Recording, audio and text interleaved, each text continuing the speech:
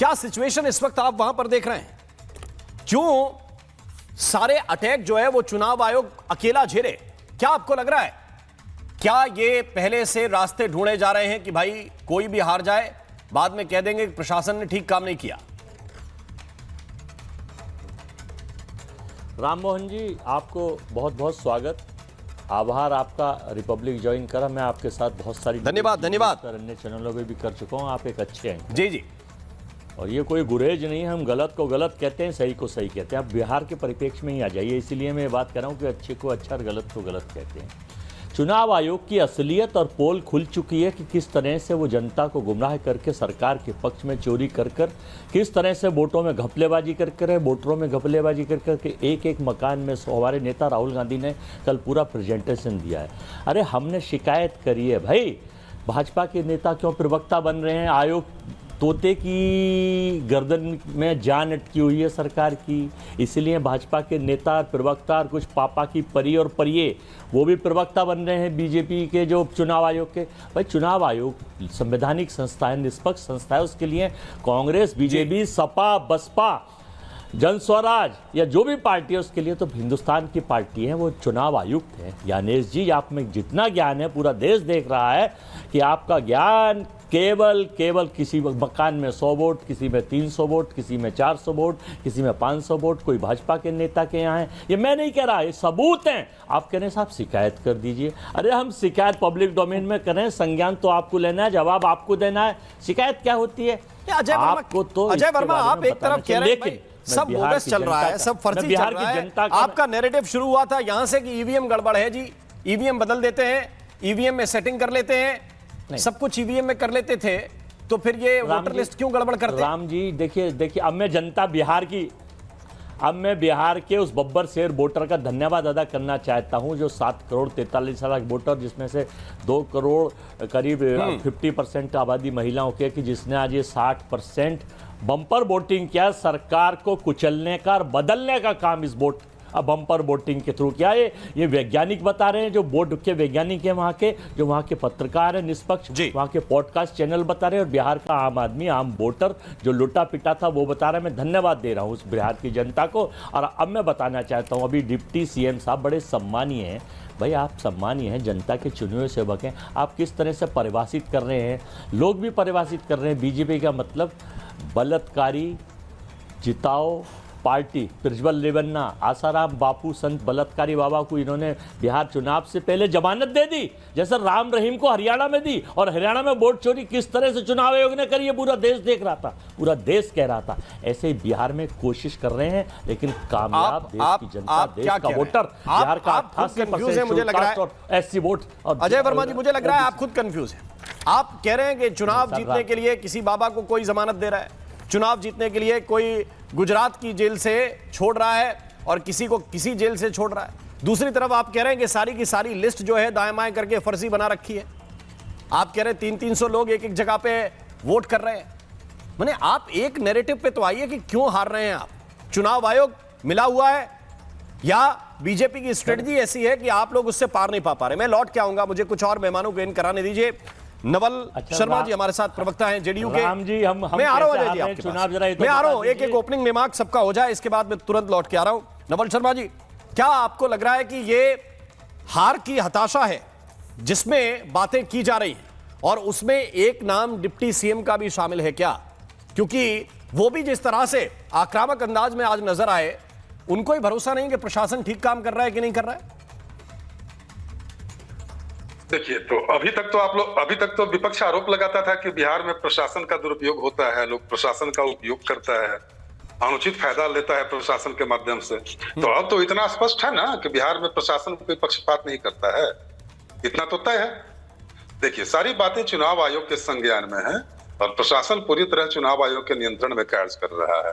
महत्वपूर्ण पहलू यह है कि अभी जो कांग्रेस के प्रवक्ता बोल रहे थे, पूरी तरह यह हताशा का भी व्यक्ति है। रिजल्ट आने के पहले हार का बहाना खोजने की असफल कवायद है। देखिए, होता है क्या कि जब बिना संघर्ष के आपको राजगद्दी मिल जाती है, वंशवाद की थाली में परोस कर आपको राजगद्दी मिल जाती है, बिना संघर्ष किए। तो लोकतंत्र को देखने का और लोकतांत्रिक संस्थाओं को देखने का और व्यवहार करने का आपका नजरिया उन लोगों से अलग होता है जो संघर्ष करके राजनीति में अपना स्थान बनाते हैं। राहुल गांधी भी उसी श्रेणी के व्यक्ति हैं। बैठे बैठाए इनको चांदी की तस्तरी में राजनीति मिल गई परोसकर। तो लोकतंत्र इनके लिए जूते की नोक पर है। चुनाव आयोग के लिए इनकी भाषा ऐसी है जैसे कोई पंसारी की दुकान हो। आज तक चुनाव आयोग के बारे में इतने अमर्यादित शब्दों का इस्तेमाल किसी ने नहीं किया। तो आप क्या चाहते हैं कि जब आपकी जीत हो तभी चुनाव आयोग सही है, और जब आप हार गए तो चुनाव आयोग टिका हुआ है? शर्म आती है। और आज तक का इतिहास यह बताता है कि जब से इन लोगों ने SIR शुरू किया, चुनाव आयोग बार बार सामने आकर इनके प्रोपेगेंडे की हवा निकाल दिया। चुनाव इलेक्शन कमीशन ने अपने अकाट्य तर्कों के जरिए, अरे भाई अगर आपको लगता है कि कहीं कोई गड़बड़ी है तो एफिडेविट करके जाइए ना, इलेक्शन कमीशन को दीजिए।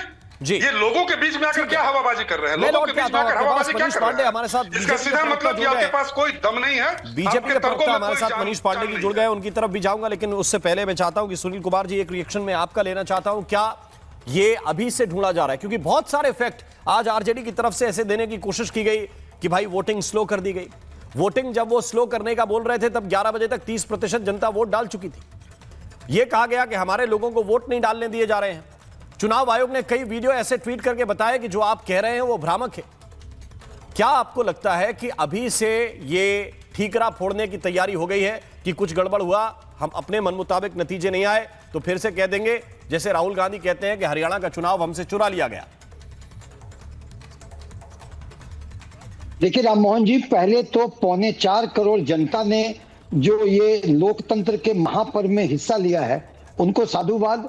और मैं इस मामले में प्रशासन को, पोलिंग एजेंट को, सिक्योरिटी फोर्सेस को, इलेक्शन कमीशन को भी इसको कंडक्ट कराने का साधुवाद देता हूं। लेकिन हाँ, इलेक्शन कमीशन पर अगर कुछ बातें उठती हैं, खासकर अगर यहाँ के भावी प्रधानमंत्री की उठती हैं, गंभीरता से कुछ आरोप लगते हैं, तो उसको नकारने के बजाय पूरी तरह एग्जामिन करके एक व्हाइट पेपर दें, ताकि जनता को अधिकार है दूध का दूध और पानी का पानी जानने का।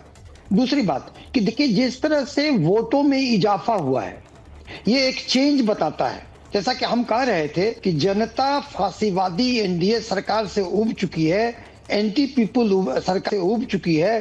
तो ये जो उछाल आया है परसेंटेज, ये इंगित करता है कि जनता ने बढ़ चढ़ के अपना मैंडेट फॉर अ चेंज दिया है। दूसरी बात कि देखिए, जिस तरह से एक लोग MY समीकरण हमारे साथ जोड़ते थे, हमारा MY समीकरण है लेकिन वो महिला और युवा का है। महिलाओं की लंबी कतार इस बात का द्योतक है कि जो हमने उनके माई मान सम्मान योजना के लिए जो उनको बोला है, इस पर महिला प्रभावित हैं। और युवाओं का भीड़ ये बताता है कि युवाओं का एक नारा था राम मोहन जी, तेजस्वी यादव जी 17 महीने के कार्यकाल में 5 लाख नौकरियां दी। वो नौकरी कुमार के नाम जान जाते थे। और जब वही युवा जब नीतीश सरकार से नौकरी मांगने गई तो उन पर लाठियां चटकाई गई जी। तो उनका नारा था कि अगर लाठी चलाओगे यूथ पर तो जवाब देगा बूथ पर। तो आज का दिन आ गया, युवाओं ने जमकर जवाब दिया है बूथ पर, इसीलिए वोटों के में इजाफा है यहाँ पर। और राम मोहन जी, ये चीज मैं थोड़ा सा इसको भी क्लियर करने की कोशिश करूंगा कि जो नौकरी गई उस वक्त मुख्यमंत्री कोई दूसरा था क्या? जिस वक्त नौकरी कुमार का तबका आप जो है तमगा लेना चाहते हैं, उस वक्त चीफ मिनिस्टर कौन था? ये कोई दूसरा कोई व्यक्ति था क्या? मैं ये भी समझने की कोशिश करूंगा, लेकिन मुझे एक बड़ी खबर बतानी है दर्शकों को। ये बंपर वोटिंग की जो बात आप कह रहे थे, बंपर वोटिंग हुई है। जी हां, बेगूसराय में तो रिकॉर्ड टूट गया है। दर्शकों, बड़ी जानकारी आपको दे रहा हूं। बेगूसराय में वोटिंग का रिकॉर्ड टूट गया है और बेगूसराय के मतदाताओं ने जमकर वोट किया है। 67.32% वोट पड़े हैं वहां पे। शाम 5 बजे तक का यह डेटा है। मधेपुरा में शाम 5 बजे तक 65.74% वोटिंग हुई है। ये जरा देख लीजिए, 65% से ज्यादा, तकरीबन 66% तक वोटिंग हुई है।